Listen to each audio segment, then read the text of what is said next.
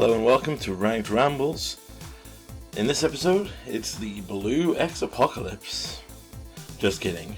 So Khans is here on Arena, and as a result, well, Blue X decks have become the most prominent decks in the rank queues. This isn't really surprising due to what Khans, mainly the Delve spells and Treasure Cruise and Dig Through Time have added to the format. These combine very well obviously with decks like you can see we're up against here. Izzet Phoenix that literally spit out cantrip after cantrip after cantrip and fill their graveyards.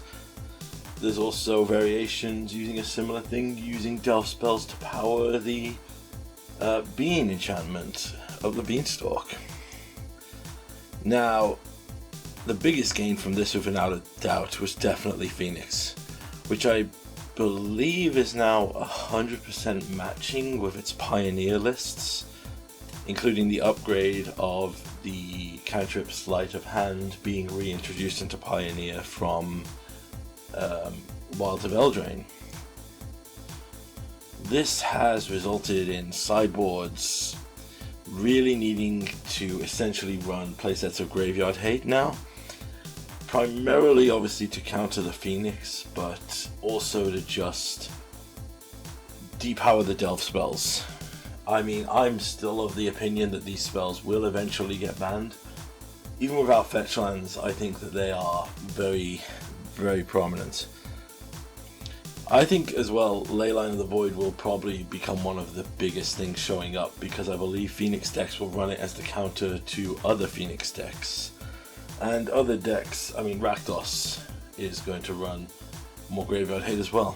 I mean, Graveyard Trespasser has become the most prominent free drop once again. Like, it fell out of favor, I think, with a lot of Rakdos decks. They were running more Lilies and other things. In fact, I don't even think in all my playing since Khans released, I've seen a Liliana with a Veil. I genuinely think they don't want to put stuff in the graveyard for the Delve spells now. But aside from this though, I have noticed an increase in the number of Blue X control decks. In particular, Dimir Control, which is using the Narset wheel. For those who don't know, Narset, the uncommon Potter of the Veils from Mord Spark, has the static ability that you can't draw an extra card. So they run this in conjunction with effects that shuffle everyone's hand in, then draw 7 to essentially give you no cards in your hand. And as well as that, obviously, Blue-White Control is still prominent. I'm seeing them running Dig Through Time. Well, they're not running it as prevalently. I've seen a few people testing it, but from what I've heard and read on Reddit, Blue-White Control players aren't impressed. They're just going to go back to Memory Deluge, which I think is actually better for those decks, because they don't prominently throw stuff into the graveyard. But one of the main things I've noticed in my experience playing, as you can see from this video, and the length of this video, is that short games are really not a thing. Like, you will notice this video is substantially longer than a lot of my other ranked rambles. And spoiler alert, I didn't play out a lot of these games because I don't have unlimited free time. I do this for just casual fun and make this content for a laugh to showcase my deck. And I did not want to sit for literally, you gotta remember this video behind you is ×2 speed. It felt like every session is now an hour and a half for 3 games. Clearing your dailies, playing the match fully out in ranked is taking forever. Now, as I said, short games are no longer a thing. I believe this is till the meta adjusts. Right now, players on Arena have a new toy with the Delve spells, which everyone knows are very strong and very busted, so everyone is going to be trying them.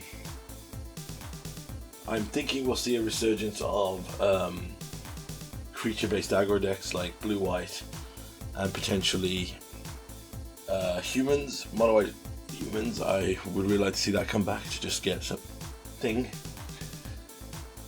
but we are very close to the meta of that made me quit playing Standard forever, which was the Teferi control or the mono red burn meta of Return to Dominaria.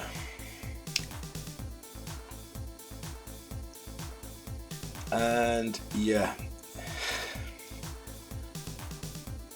so summary, as you can see behind me, this was a very rough set that I didn't fully run out all the matches when I came to record here. I've been playing casually all week, but when I sat down to record these games, I didn't fancy doing, I believe it would have been probably maybe 2 hours of recording for 3 matches. Let's just say that these matches I played outside of the recording, and including these ones, were very long and arduous. And well, if this is going to be the standard moving forward, I'm definitely going to have to adjust the deck. The fact is, combo really struggles against a super control based meta. And this will probably be the final week I play this list of the deck. I'm going to do minor adjustments. I'm still going to run the Amalia, the Wildgrowth Walker combo. I'm still looking at it in Pioneer. But yes, my enthusiasm for Explorer has definitely decreased since the printing of Khans. Primarily as well because the biggest grievance I have here is we skipped Zendikar, Return to Zendikar, Battle for Zendikar, sorry, Oath of the Gatewatch, and Magic Origins. Now obviously, it's well documented, my love of Battle for Zendikar comes from the fact that Bring to Light is like the linchpin of this deck. Like, I always feel in Explorer I'm playing the underpowered version, and then I go and play Pioneer on Moto, and it feels a lot better. And I've been trying to experiment with the combo in there. Long story short, I'm not going to go into a full rant. And yes, I've heard people respond that the set was underpowered. That's true, it was primarily underpowered. Eldrazi was strong though. Ally Tribal was another fun deck that could just be thrown in for have some fun. We already have a couple of the things. We have a Ziliport Cutthroat and thing. I think I've mentioned before that Allies were my favorite deck because when I first started as a Magic player, the first deck I built from the ground up with actual decent skill and things, because I made a Mono White Angels deck which was horrendous in Commander. Then I played 5-color Tazri because I opened a Tazri, I found out about Allies, I liked them, I looked at the old ones and made a really fun deck that I used to love playing the hell out of, and would probably still love to play. In fact, I might even, to scratch an itch, go play in Modern now that Fury's gone. And obviously they were, long story short, New Zendikar removed it for the party mechanic, which I gave a pass thinking D&D would have party mechanic, but it didn't, and blah blah blah. Ranked Ramble is turning into Ranked Ramble forever. So yes, I'm very mad because I want Bring to Light, and you know, they could have, if they were only going to put in the most powerful cards, there's a handful from those sets that could have gone in. But I was also shocked when Origins wasn't put in. This was my first paper pre-release, because I started around the time of Dragons. I started around Khan's time, but didn't feel confident going to a pre-release until Origins.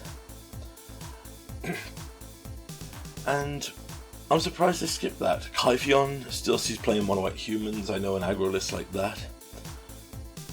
But also, if they're pushing Brawl as this other format, the Planeswalkers, for those who don't know, Jace, Liliana, Nissa, Gideon, and Chandra all had legendary creatures that, if you met a condition, they would exile and flip and turn into Planeswalkers. It was meant to signify their sparks igniting. And yes, I'm surprised they didn't put those in. I would love to play with those cards casually. Obviously I wouldn't put it on the channel because they're not a gold colours. But yeah, I really did enjoy those cards.